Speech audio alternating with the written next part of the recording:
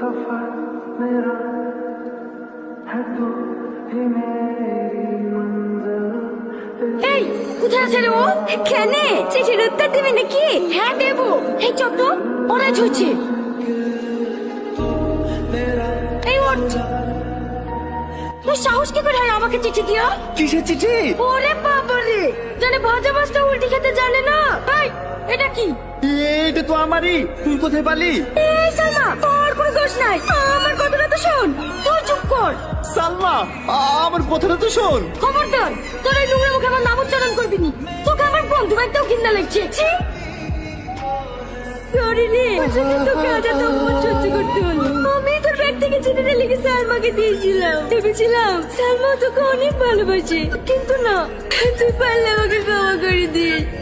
আরে না না, এত তোর কোনো দোষ নাই। তোকে সত্যি আমি অনেক ভালোবাসতাম, শুধু হারিয়ে ফেলার ভয়ে এই চিঠিটা দিতে পারিনি। ভাবতাম চিঠিটা পাওয়ার পর ও যদি আমার সাথে কথা না বলে আমাদের বন্ধুদের সাথে নষ্ট হয়ে যায়, তখন তো ওর সাথে কথা না বলে থাকতে পারবো না।